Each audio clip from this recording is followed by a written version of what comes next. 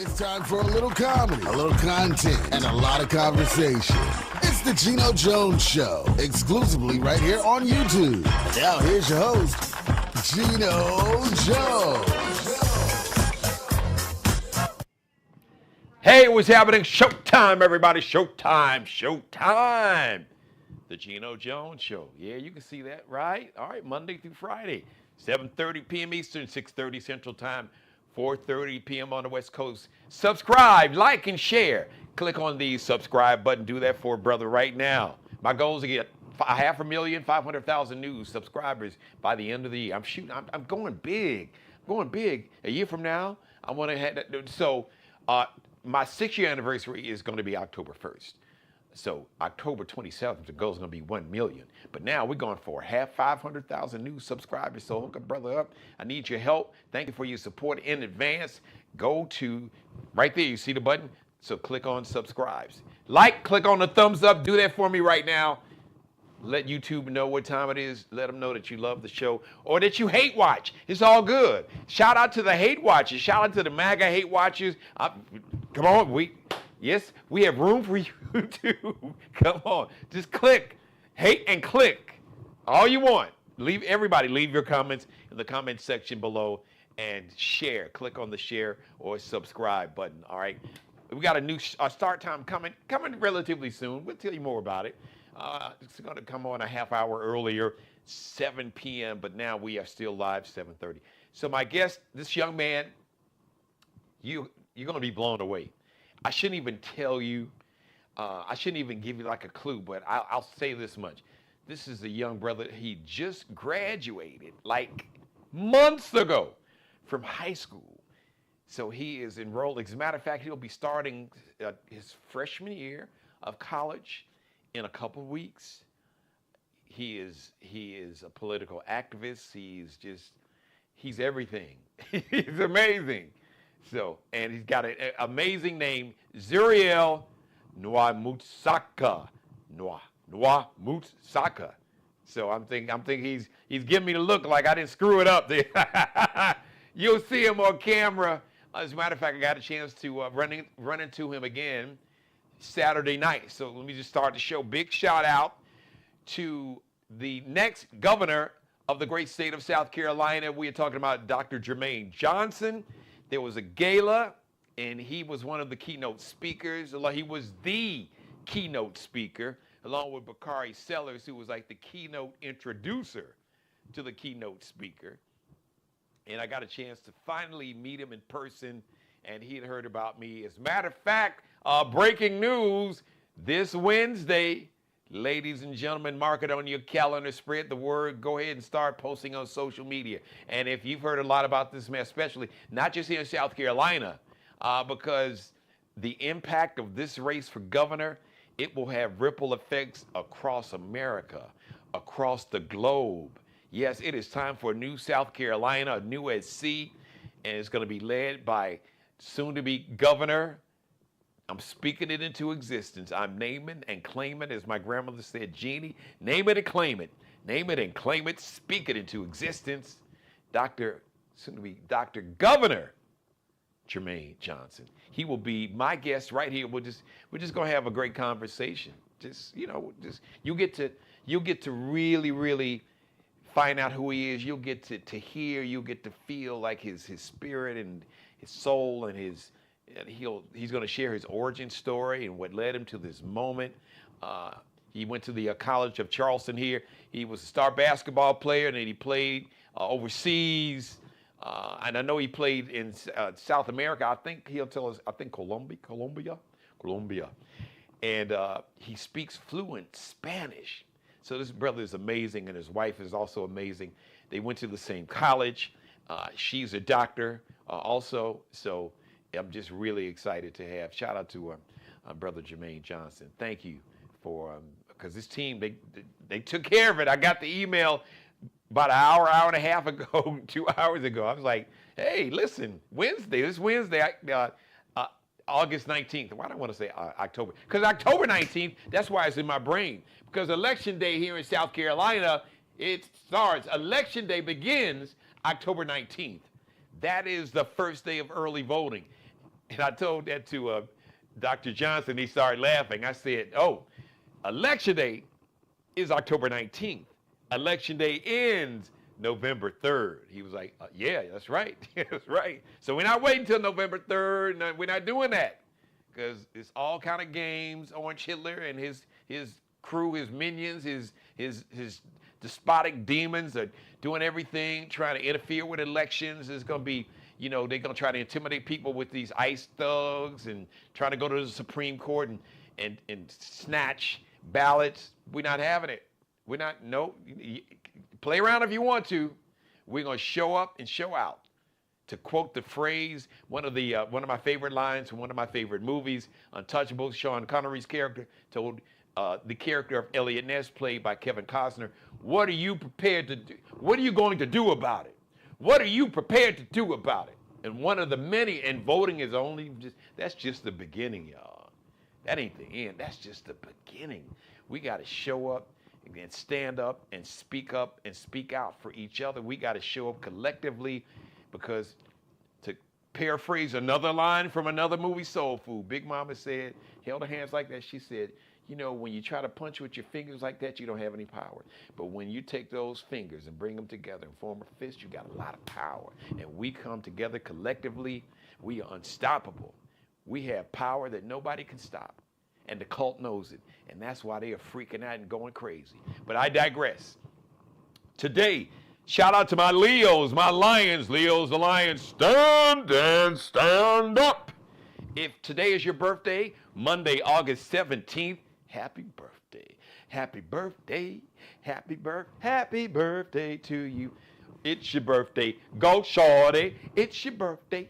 Go, shorty. It's your birthday. It's the blah, blah, blah. Okay, I'm going to clean that line up from 50-50, who's problematic. Been successful, problematic, MAGA. That's a whole nother story. I do understand. Because, 50 talk tough with everybody, but the Orange Hitler dude, it's like, you gangster and you always talking tough and you gonna do this, but for some reason, you just bow down to Orange Hitler. Like, come on, really? That's the tell. Because if you're really about that life, if you're really about that life, then you need to stand up to, like, the real threat. Dave Hollister, happy birthday. August 17th, today, he's 58, repping the south side of Chicago, even though I know he hadn't lived on the south side of Chicago in about 3 decades maybe or longer.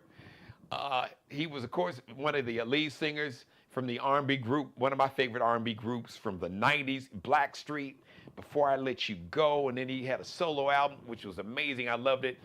Chicago 85, the movie that had some incredible R&B hits. One Woman Man. I'm a one-woman man. That was a jam. Then he had another jam, Take Care Home. He was featuring, did you know this? Because, he went out on the West Coast and he met Tupac. And that Tupac trial is going on right now. We'll have some updates, but anyway. So, Brenda's Got a Baby. Remember that song, Brenda's Got a Baby by Tupac? And Keep Your Head Up, Dave Hollister was featured singing hooks like Miss Missy Elliott said in her song, Ladies Night? Said, well, you got me out here singing hooks. What do you think I am singing hooks? What do you think I am, Patti LaBelle or something? Well, Dave Hollister can sing hooks and anything else. So he was on, you didn't know that, did you? Yep, Brenda's Got a Baby, Keep Your Heads Up. The brother singing, the featured singer, that's my man Dave Hollister. Happy heavenly birthday to one Marcus Garvey. Speaking of political activists, he was one of the most iconic, legendary political activists. He was advocating for the unity of Africans and people of African ancestry all across the planet. He was advocating for the unity of Africans on the continent, the motherland continent, and the African diaspora. That meant that black folks, it don't matter if you were speaking, if your colonizers were from Portugal or Spain or England or France or Germany, it didn't matter.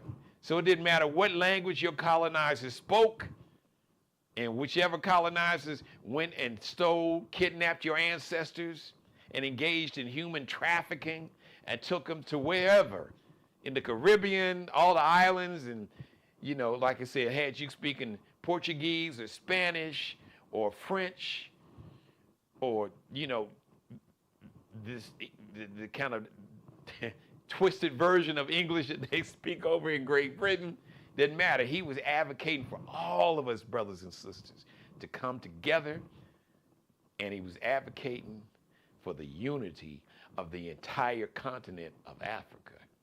We still working on that. Still working on it. We're getting closer. Take a lot of work, because everybody, all skin folk ain't kinfolk, which leads me into my story before I bring on Zuriel.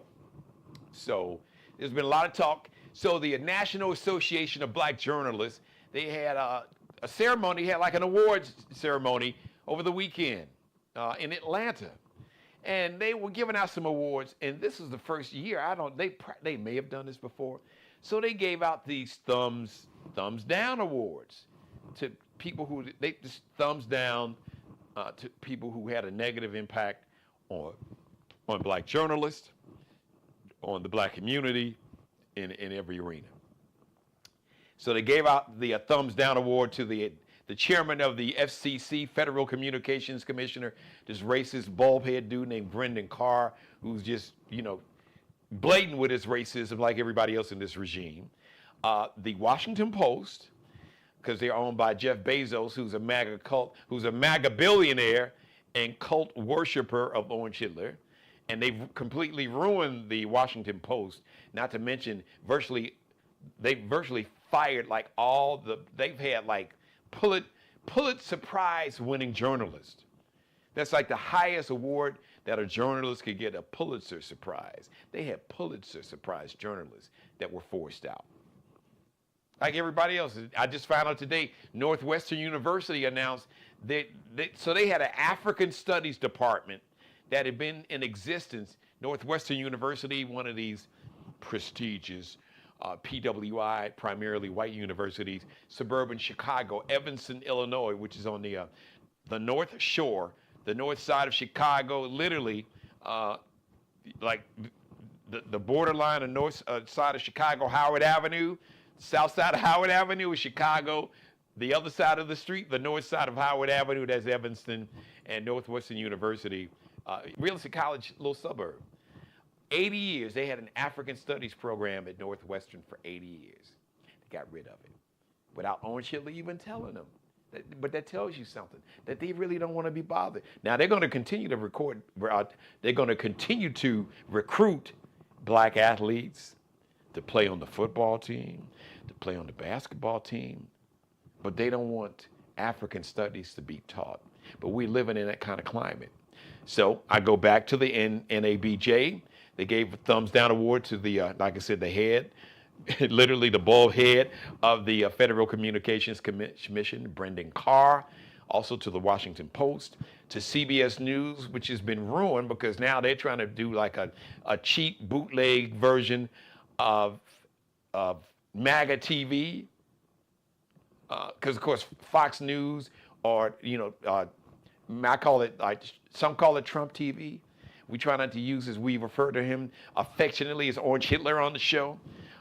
But, you've got the mothership, the MAGA mothership channel, which is, quote unquote, what you all know as Fox News. And then all these other bootleg knockoff versions of what Fox, This Ain't News, is doing. Newsmax, News Nation, One America Network. And then Larry Ellison, this billionaire who started his company Oracle, and his son David, who is trying to buy CNN, and then his brother, who just bought the Lakers, and today just bought out the rest of the Lakers family. Jeannie Buss and her brothers, they sold their 17 or whatever, close to 20% interest in the team. So now it's the MAGA Lakers. No, but the LA Lakers are gone. Showtime, it's snow time. It's the MAGA Lakers, it's a shame, but I digress. And one other person that got the thumbs down award from the NABJ, the National Association of Black Journalists, was one Stephen A. Smith. The A stands for Anthony, Stephen Anthony Smith, who's been on ESPN for decades now. And so I'm just going to sum it up. I may go into this a little more tomorrow, because he has been choosing, and I've called him out on this show for choosing the check over the culture. Others say he's been cooning. You could say both. To just the way he's been moving, and there's a certain voraciousness, a certain zeal, a certain energy when he critiques, especially not just black women athletes, and no black women or black men or no one, white men, white women, Hispanic, no human is above critique or criticism. But we know what we hear, especially as black people, as black men and women. We know when it's rooted in bigotry and racism, or when it's rooted in anti-blackness.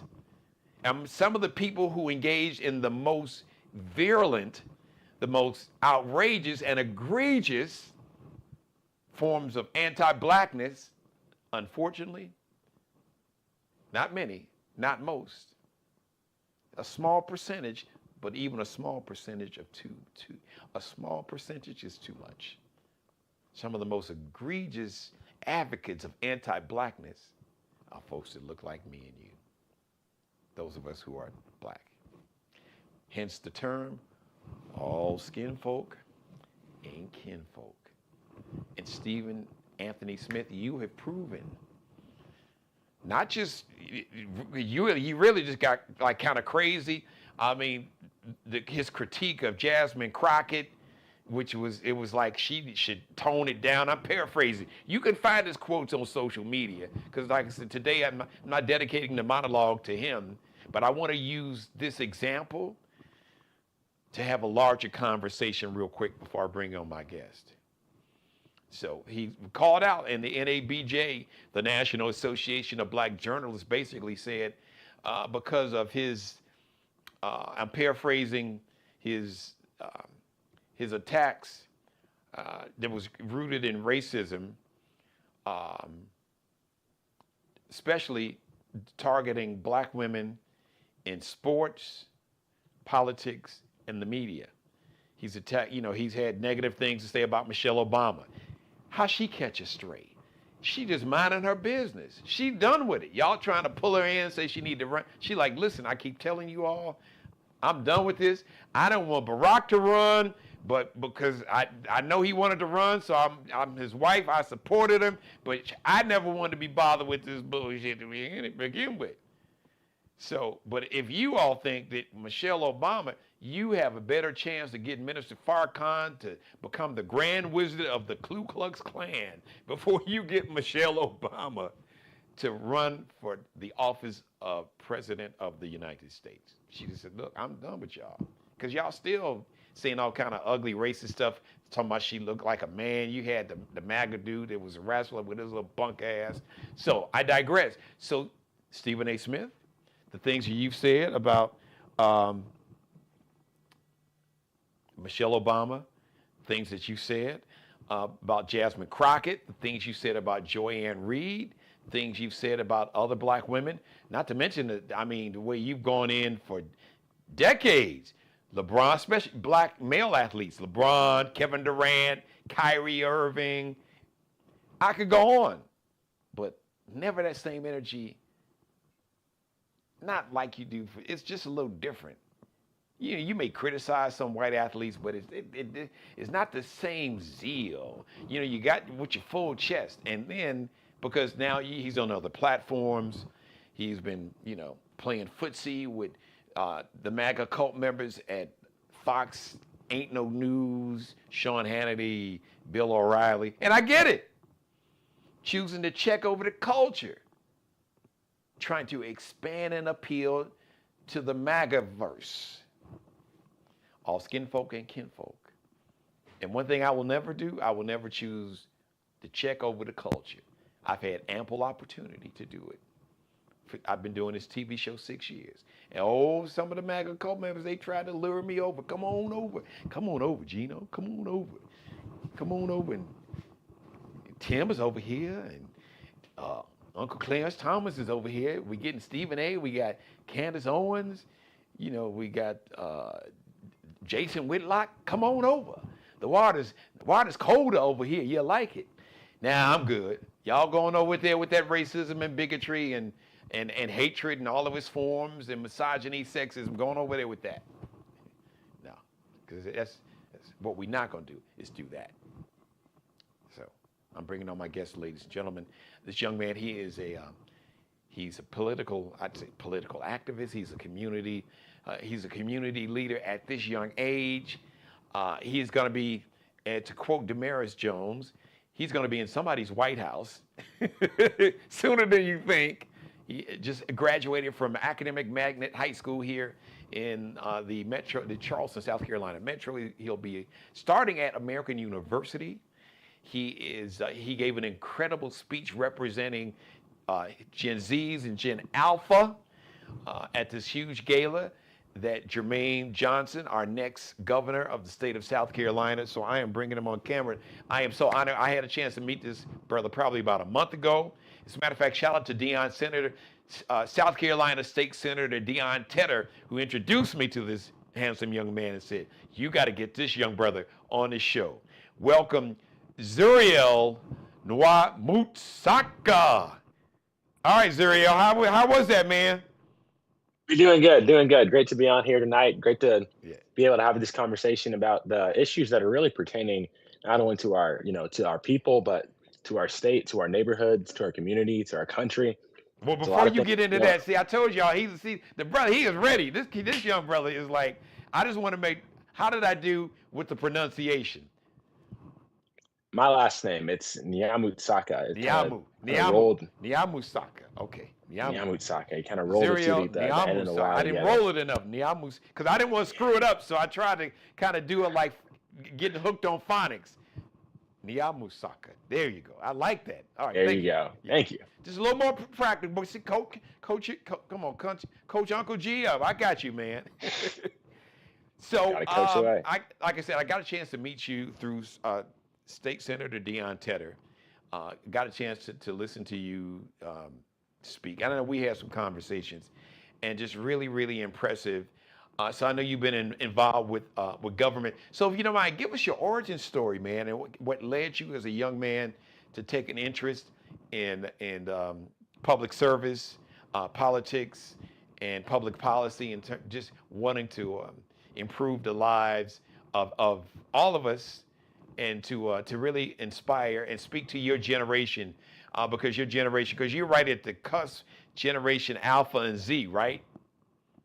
Yes, sir. I'm Generation Z. Yeah, you're right there. Okay, that's right, because my daughter's with Generation Z is 17, 18, and like 20 something, because she's 24. So I know y'all, the Gen Zers. Yeah. So I think let me see if I still have this, because I like to tell my stories with props. So let me see if I still got it. I love that. I still got it over here in one of these, the photo albums. I love the wall. I see. Okay, start with. I was gonna say I see those pictures behind you. So start where you're gonna start. Start at the beginning. So in the photo album, we had, I don't know how many of y'all grew up with these, with the photo albums where you had the printed out pictures. Oh man! So my mother who's watching me now, my mother still has a couple of them. This photo right here, I don't know if you can see it. It was taken January 19th, 2025. Okay. And there's me, and there's the mayor of North Charleston, and there's all my friends. And we were outside the Royal Missionary Baptist Church. The reason that we were at that Royal Missionary Baptist Church, because President Joe Biden came and spoke at that church on his final day in office. And the reason that I was there is I, like most people, didn't really pay too much attention to politics in 2024 and 2023. Really? But I remember in 2024, there's a couple key events in my life that really made me aware of what was going on.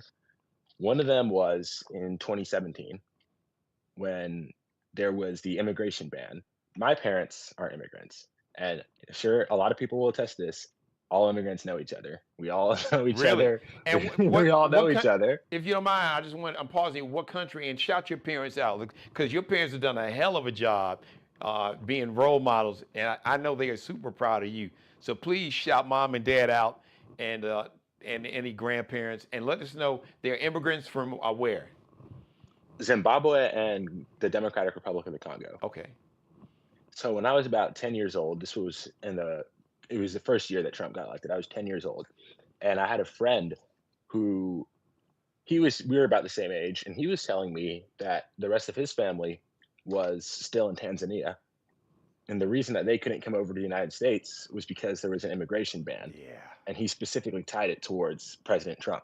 And that was when I really started to think about, there were things that people in government could do that could affect other people in a very, very profound way. Wow. So flash forward to 2020. We all went on lockdown for COVID. Yeah. World is flipped upside down, flipped up on its head. That was my first year of middle school, and I just remember the world got flipped up on its head. Oh, can you hear me? Oh yeah, you're great. Okay. Oh no, your shot is fine. Your audio's fine. You're good. Go ahead. 2020 election comes around. There's a little widget on Google where you can go in, you can refresh it, you can see the results coming in. I was watching that little widget. I was hitting refresh. I was watching the numbers come in because it was a fun thing to do. And I didn't really understand the gravity of it, but I just like watching the numbers come in. And I remember in 2020 when President Biden finally won. You can see that I got a couple of pictures up on my wall. I haven't put his photo up there, but I got Martin Luther King up there. You can see him kind of right here. Yeah, see? I got Barack Obama right here. Okay. I got JFK down here. Okay. And on this side, we got Malcolm X, Mm-hmm. Abraham Lincoln, Ulysses S. Grant. So, but President Biden, when he won in 2020, I remember watching on the news when President Trump came out, goes up to the podium and he says, "We were so close to winning this election. Frankly, we did win this election." And I remembered that was, even when I was 13, that I knew it's not true. I was like, no, because I saw those results. I saw the results. I saw the headlines. I saw I got the notification. That can't be true. You can't be true. Can't be true. And then I remember January 6th. And the day after January 6th was the day we came back from winter break. And my English teacher sat us all down and she said, "This is not a normal thing to happen. This does not happen in a free and democratic society. You don't get to put other people's lives in danger because you lost an election. That does not happen." And then we all thought that was going to be the end, that Donald Trump would go away, that he would. I remember that day too. You're right. Mm-hmm. January 6, 2021. I'll never forget it. And then flash forward to my freshman year, where I had the vice principal told me that I should run for student government just because I like to talk. I talked a lot. I talked to basically everybody I knew. I love it. I talked to people I didn't know. I was talking to everybody. And the vice principal at the time, she was like, "I think you would be a good fit for class president." So I went up there. I wasn't too serious about it, but I won and I was class president. And then I did that freshman year, sophomore year.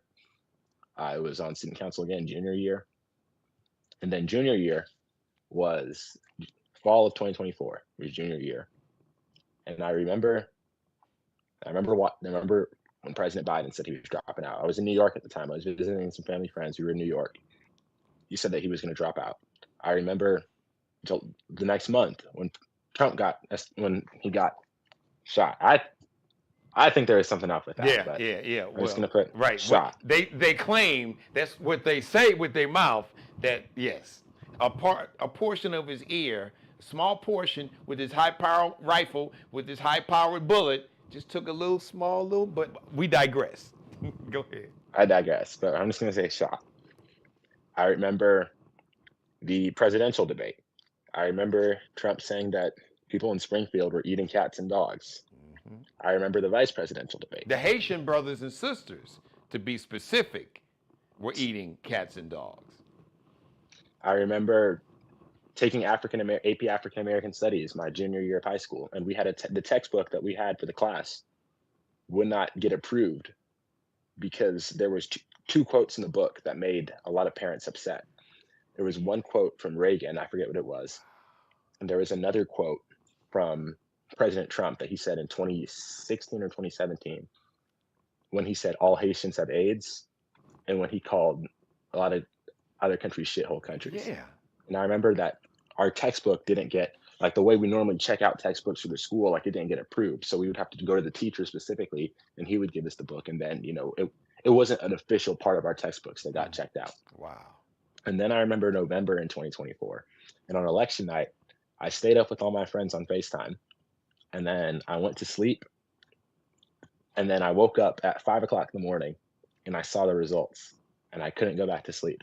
And I was student body vice president at the time. So I had to say the Pledge of Allegiance over the PA in the morning. Wow. I couldn't do it.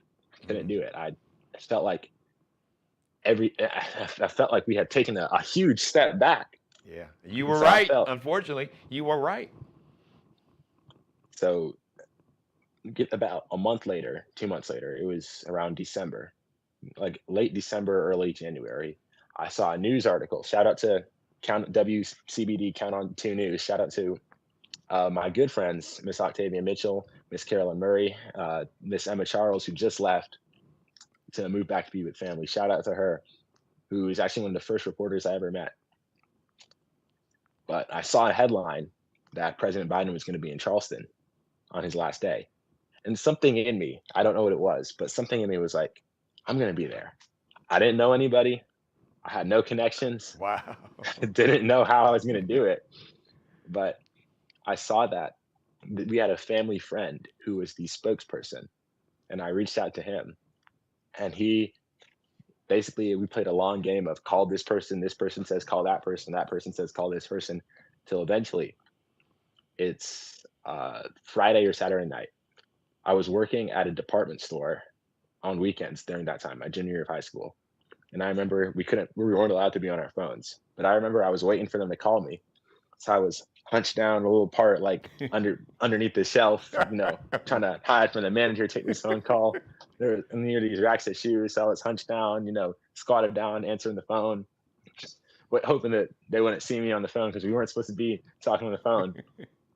But I got that phone call, and I reached out to a couple of my friends. So there's four of us in this photo, and then plus the mayor.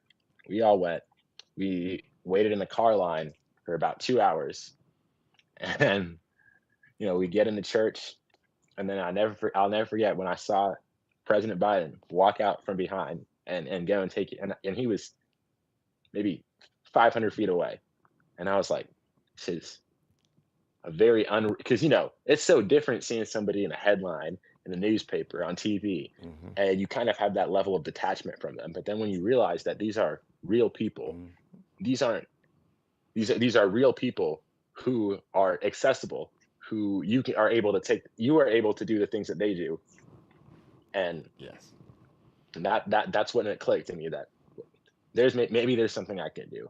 And I remember you gave a shout out to Senator Dion Tedder. That was the first day I ever met him, was January 19th, 2025. Wow.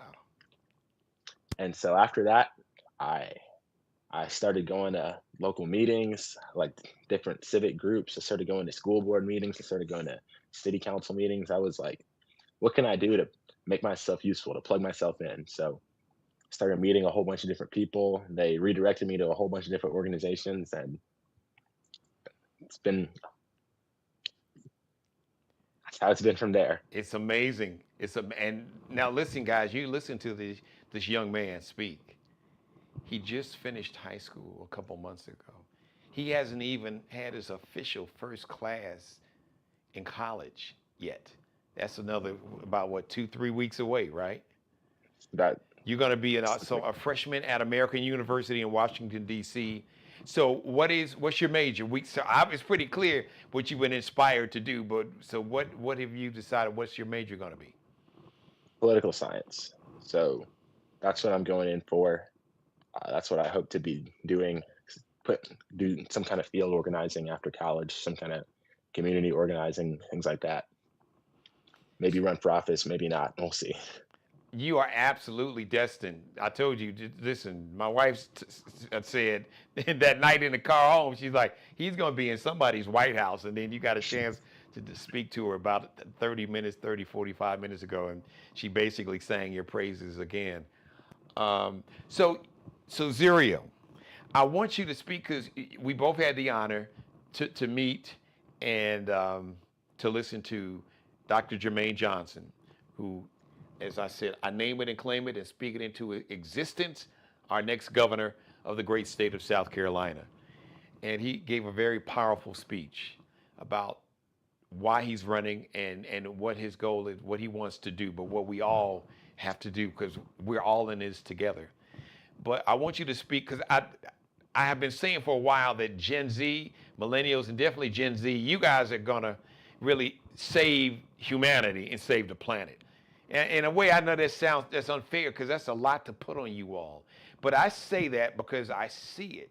I see it in my daughter. I see it in young men like you and in other young women like my daughter. There's a fearlessness. There's a fearlessness. There's a sense of community. There's a phrase they say, esprit de corps, which is just a sense of the common good for each other, for humanity. So, and actually, Dr. Johnson is going to be on Wednesday, and you maybe you had a chance to talk with him, but if you really had a chance just to sit down and have a conversation, like you and I are having, and not just speak to Dr. Johnson, who's running for governor, but to all of us adults, especially those in public service, because politicians are public servants. That is really that is their mission. Now, unfortunately, you have politicians that have no concept of serving anybody but themselves, and we know about it. We see all the corruption and greed, along with the stoking violence and division and fear and hatred and bigotry, and misogyny and sexism and all that. But what would you say to the adults in terms of what it is that your generation needs, because it's hard for young people to get jobs, it's hard for young people to buy homes.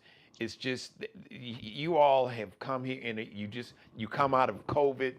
So, and I know a lot of times, those of us older generation, we're long on talking and little on listening. We're long on talking, short on and hearing and listening. So just share with what would you like to share and tell and educate us and let from Gen X's to baby boomers and everybody, but speak to those who claim that they want to go into public office and become politicians or public servants, that is at the core of what a politician is supposed to be, a public servant. But speak to that from your perspective as a Gen Zer. Well, I think that the thing that we should probably do when it comes to, younger people looking and the interactions we have with a lot of older generations, especially when I think about people and their parents, I think that, look, we need to start having conversations about, things that are going on in the world. And I remember I used to have all these conversations. That's the one thing that I used to always do. And I appreciate my government teacher for doing this as well. She would always ask us, what is something that's going on in the world right now? What is something that you saw that's going on in the world? Start having those conversations. Start thinking about how much bigger the world is than just your neighborhood or, just your city, just your state. Really think about how everything is connected and how you relate to a larger world. You know what I mean? Like, take for example, I'm I cast a ballot, or I knock on a door, or I interact with a person. And that interaction, that door I knocked on, that ballot I cast, anything that I do has a ripple effect that can inspire other people to do the same things I'm doing, or can stop other people from doing something that I don't want them to do. So really, really own your actions and start thinking about the greater implications of what it is that you're doing. And another thing I think when it comes to what a lot of older generations, a lot of Gen X's, millennials, baby boomers even can do for younger people is, start having those conversations with them about how they can, what the kind of things that they were doing, back in their day. We have people who were students who were same age as me, younger than me, protesting at Kent State, protesting in Tiananmen Square, doing, you know, ground This groundbreaking, change-making things, the and civil rights really showing movement, them. the engine of the civil rights movement, to your point, Zuriel, were young people. John Lewis was in his early 20s. Dr. King when he started, he was in his 20s. He was 39 when he was assassinated. He and Malcolm X didn't even make 40. So the engine, you had some older, like Diane Nash, you had some older members of the movement that were coaching up to the points you were just making.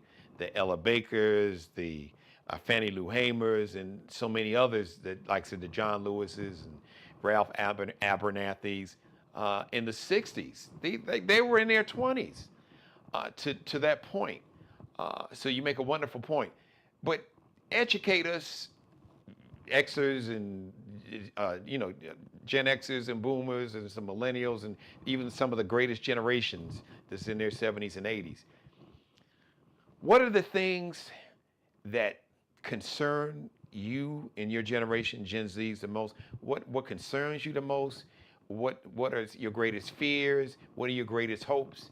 And you all got answers. What are some of the solutions that you see that we are missing? Well, I think one of the biggest concerns is definitely, getting priced out. I'm 18. I'm going to be 19 this month. And my mother, she moved out when she was 17. And the thought of me doing that is, that was no disrespect to my mom. That was a long time ago. But the thought of me doing that is just out of the question. With how expensive things are. And I think another thing as well is just the job market and, people coming out of college with thousands and thousands and thousands of dollars in debt. Yeah. And it's expensive. It's expensive. I talked to some of my friends that are going to school now where everybody's paying 9,000, 10,000, even 19,000, 20,000, 25,000 per semester. And I had a conversation with somebody who went to college in Charleston, graduated in 1988, paid $700 a semester for college at College of Charleston in 1988, $700 a semester. Mm. So really just getting priced out of everything. And really having a lot of people who are in positions of leadership who very frankly won't live long enough to see the implications of what they're doing. For example, the way that the presidential line of succession works is that the president, vice president, and speaker of the House are unable to serve as president. Then the president pro tem becomes the president. Our current president pro tem is a gentleman from, I think, Iowa, senator from Iowa named Chuck Grassley. Yes. 93 years old. Yes. 93 years old, running for another term at 93 years old. And I think that when most people hear that, they think this is crazy. This is kind of an insane thing to be doing at 90, like having the future of the country rest on the hands of people, on the shoulders of people who won't be able to see that future. But what I think we can do is definitely, I think we need to be encouraging more voter turnout in our younger crowd. Yes. When I went to vote in June, it was me and it was a good friend of mine, and we were the only people in line who were under 30, probably. And I think that parents need to start having this conversation with their kids. I think other kids need to start having this conversation with their friends. Be like, hey, let's ask them a question. That's what everybody can do right now. Text a friend and ask them, are you voting in November? Yes or no? Because you might be, but you don't know if your friends are. Text them. Just shoot them a text. Everybody watching, shoot your friends a text. Be like, hey, do you plan to vote in November? So I'm gonna need you to tell the people out there to shoot that. Tell them to send that text. What you're doing. So I'm glad that you spoke to what we as adults can do. What's the conversation that you are having and you would recommend other Gen Zs to have with your generation? Because you guys in general are cynical for a reason. You are legitimately cynical and you have every right to be. As a matter of fact, if you weren't cynical, it would mean that you guys weren't really like paying attention. People talking about being awoke. You need to be awake. Awake means to be aware of your surroundings and what's going on around you and in your life and in the lives of just other people. So, what's the conversation that you have with Gen Zs? And can they say, well, it's two birds, two wings on the same bird, and they all the same, and it don't matter. They're gonna do what they want to do anyway, and my vote doesn't count. And the frustration because nothing's changed in my neighborhood. How do you speak to that? What's the conversation you have with your fellow 18, 19, 20-year olds? Well, if you want things to change in your neighborhood, you got to be looking at who are the people in power that manage the neighborhoods, whether it's the people on your city council, whether it's the people on your county council, whether it's the people who are in your state senate, in your state house, in your U.S. Congress representative, your U.S. senator. If you want to start thinking about, imagine you go about your day. You wake up and you are driving to school, and maybe the traffic is super backed up. Well, you got to start thinking about if the traffic is backed up, it might be something that has to do with the zoning laws, and who's making the zoning laws? People on city council.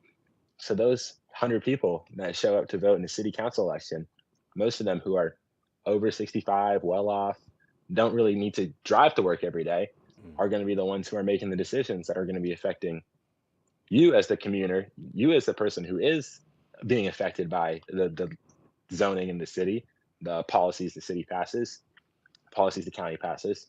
But if you're not showing up to that, if you aren't showing up to speak your voice at that table, then they're going to make those decisions without your input. So that is and amazing. here's another thing. Here's another thing. Voting is free. Voting wasn't always free. Voting That's is free. true. It's free. Poll taxes. Our ancestors had poll taxes, literally poll taxes, where they had to come up with money that the people who were in power knew they didn't have and couldn't come up with. If you think that your vote doesn't matter, then where's the harm in voting? And anyways, and the other thing is you don't know the results. You can't say what the results are going to be when you put that. Like you can do your best guess. You can look at polls, but at the end of the day, you really don't 100% know what the result. Like you don't know the results in the future. There's been upsets. There's been tie-breaking votes. We had the mayor of Isle of Palms. He won based off of one vote. Wow, one vote. We've had people win by 11 votes. We had people win by 500 votes. We've had people win by 1,000 votes. You don't know how close the margins are going to be. The other thing as well is that even just having those conversations, making sure that people know like what is really at stake, like what's on your ballot, what do these roles do? Like if you maybe sometimes you got to ask your friends, hey, did you know there's a man named Dr. Jermaine Johnson running for governor of South Carolina? Hey, did you know there's a lady named Dr. Annie Andrews running for Senate? Hey, did you know that there's a gentleman named Jim Clyburn or a lady named Nancy LaCour who are running for Congress? Hey, did you know that there are 124 state house seats all up for re-election this year, and that there's a Democrat on every single one of those ballots? Did you know that? Text your friends, ask them, hey, did you know? Do you know who do you know who these people are? Have you familiarized yourself with them? Are you planning on voting in November? Because some people don't know. You might think I'm doing this in November, but you got to really ask your people. And even when we register new voters, I registered I tried to register voters my senior year of high school. But then the other thing that comes after the registration is the follow-up. Be like, now that you're registered, do you know where your polling place is? Do you know if you can vote early? Do you know when you're voting? Because like you said, election day doesn't start on November 3rd. That's late. Yeah. Yeah. That's CP time. That's overtime. Yeah. So we gotta check on our people and make sure that they know the things that we know, because not everybody, and you can't, people don't know what they don't know. That's true. So you can't assume that somebody, because you might have somebody who shares all the same beliefs as you, looks at the problems and the issues the same way as you do, but when October 19th comes, when November 3rd comes, you might have cast your ballot, but did they cast theirs? Because otherwise, all the frustration that they have isn't going anywhere. It's not going towards a solution. It's just going to stay there, and then we're going to have a repeat of 20 years of the same.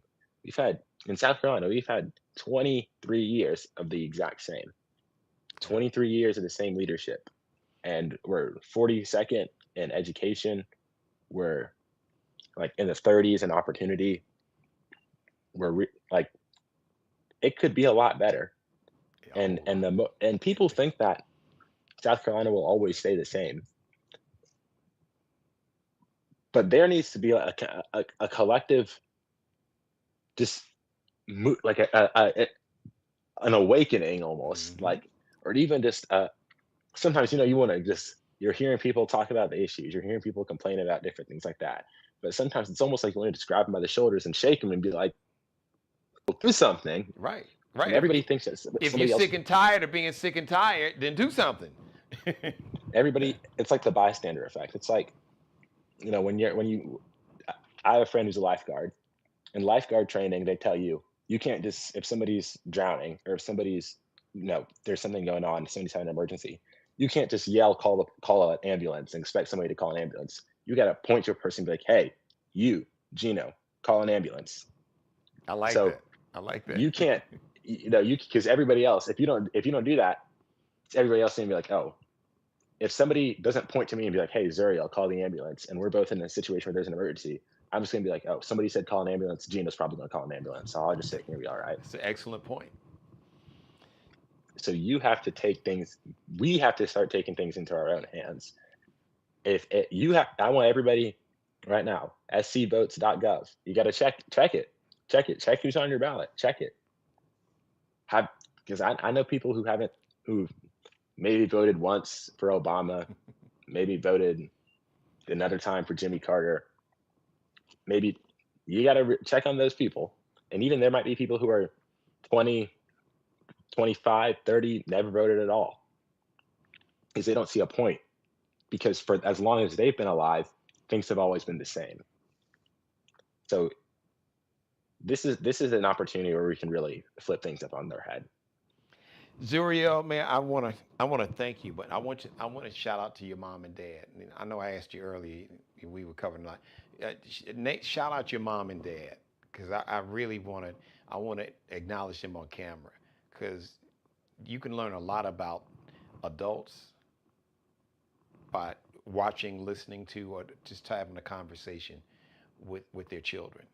And your parents have to be awesome people, because what they produce, what they poured into you is amazing. So please shout mom and dad out. Oh, absolutely. They're just wonderful, wonderful people. Always have looked up to them so much. Really, really appreciate the sacrifice that they've put in. And I'm hoping that they'll be okay when I leave on Thursday. So they'll probably cry on the way back. Yeah, they will. I've been through that twice. I know. Yeah, so I've done it twice. But we'll be okay. As long as they know you're okay, then they'll be okay. Oh yeah, absolutely. But amazing, fantastic people. But shout them out. What's their names? Yes. Oh, Stephanie and Denai. Amazing people. Stephanie and Denai. I love that. I love that. So which parent is from Zimbabwe and which parent is from the Congo? Oh, my father is Zimbabwe. My mother's from Congo. All right. Well, shout out to Stephanie and you said Denai? Denai. Stephanie and Denai. Amazing. I know you are so proud of your son. I'm proud of your baby, even though he physically he ain't a baby, about 6'4", but you will still be their baby. You could be 8 feet tall and 90 years old, and you will still be their baby. And I'm sure they told you that, because I tell both of my daughters that y'all will be my baby for eternity plus a day. Listen, we are, and I wanted to bring you on because I wanted the world to have the faith, because I'm really is angry and is pissed off with with the hate and the division and the cruelty and the inhumanity. I'm excited because I'm excited that I know and I can see and feel that we are in a transition. This this is going to be a period in history that young people will be studying about 100 years from now, who were seniors in high school like you were just earlier this year. They'll be studying about this period, and they'll be studying about young people like you who made an impact, who were, still in high school, hadn't even started college yet. So it gives all of us hope, and it gives me hope. So I'm really excited about the future because I'm excited when I get a chance to meet and talk to young people like you. You all really restore my faith and get me excited and get me even amped and give me juice. I'm like, all right, let's go, let's go. And because I know I'm in good hands. It's like, like LeBron is like 40 something now, so he can go hard for about 28 minutes, but he need them young bulls. It's like, all right, y'all finish up the game now. If I got your back, but y'all go in and finish this up. y'all got that energy. Y'all can take over it. I'll get you started. Then y'all take it home for me. So you and your generation are going to take this home, man. Zuriel Nyamutsaka. I'm gonna I'm getting there. Yeah. See. Yeah. I'm making it. You taught me make it flow off and kind of just Nyamutsaka. Nyamutsaka, just like that. But look, we all have, well, really, all of humanity has African roots. Some folks don't realize that. That's a whole nother conversation. Yeah. I am so excited for you. You have a permanent home on this show. You have another uncle. You probably got a whole bunch, but now you got another uncle. And you and I talked off camera. So I am here for you anytime you need to have any conversation. Just continue to lean into who you are. Continue to be unafraid and unapologetic, to be who you are, to lean into that, to let your light shine, to not let the world try to change or compromise you or tell you that this is the way that this is the real definition of manhood or how you're supposed to act. You got it figured out, young brother. Yeah, you still have a lot to learn. We all do. You never get too old to learn. My grandfather, who lived to be almost 100, would tell me that. He said, you can learn something from a baby, a newborn baby. So, but for our 18-year-old who's not even 19, you are so far ahead of the game. So shout out to Stephanie and Denai again. Once again, just congratulations on starting college. And I am so excited to follow your journey. Like I said, I'll be tapping into you. I know you'll be your first year, so you're gonna be really busy and studying for midterms and finals.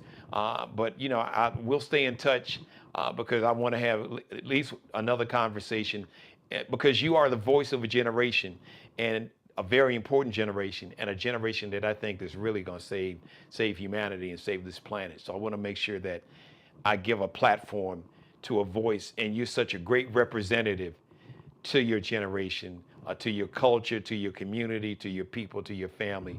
So I'm proud of you. I couldn't be any more proud of you. I couldn't be more proud of you if you were my own son. So I'm just kudos to you, young brother. So I want to give you the last word.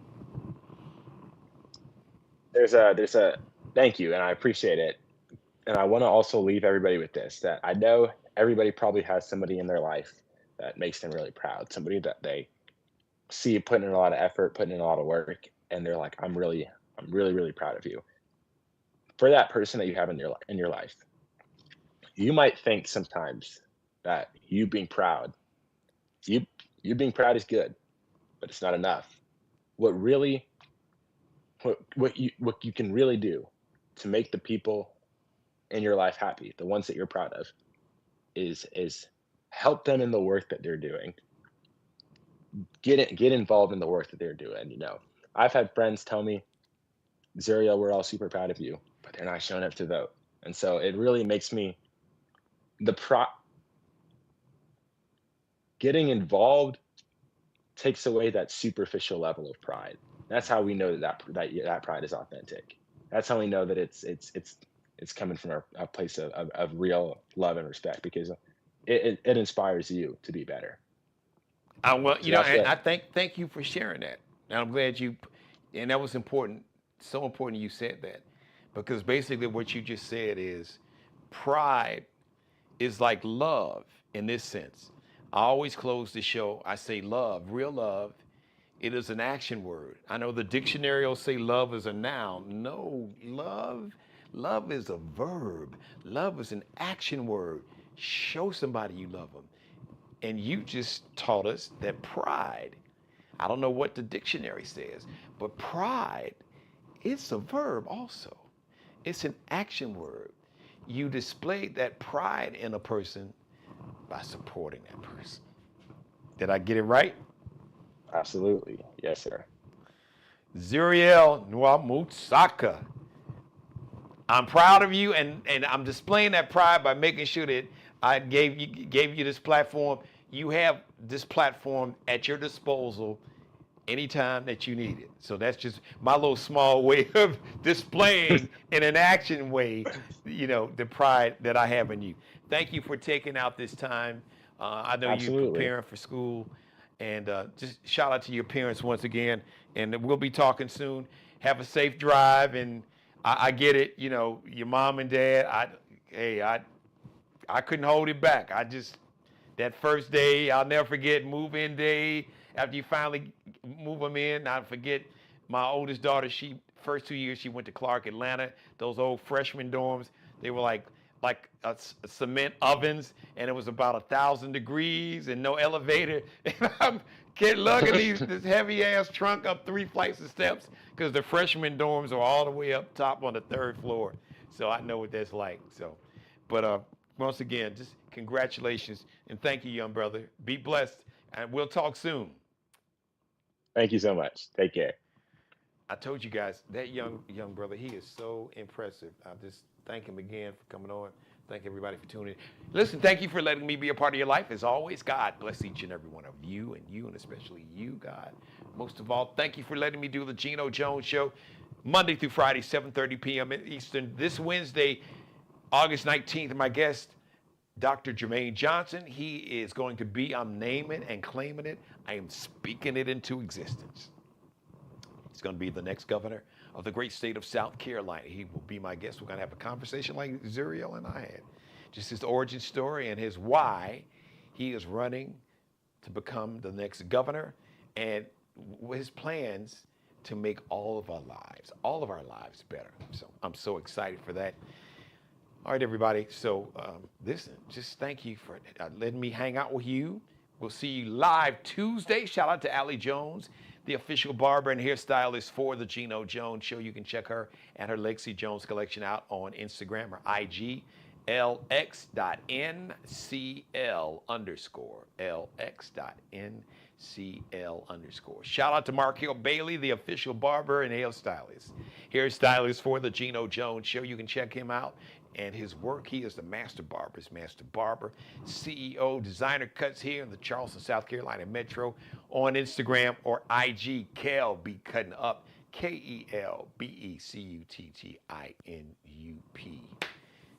Please like, share, subscribe. Subscribe, like, and share right now. Click the subscribe button. Click on the thumbs up button right now, everybody. Hook a brother up, all right? Thumbs up, click on that. And click on the share. Subscribe, like, and share. Like, share, and subscribe. Click all that. Leave your comments. Please, please, please, please, please leave your comments in the comment section right now. We'll see you live Tuesday, 7:30 p.m. Eastern, 6:30 Central Time, 4:30 p.m. out on the West Coast. I'll holla. Subscribe and tune in to the next episode of The Geno Jones Show, exclusively right here on YouTube.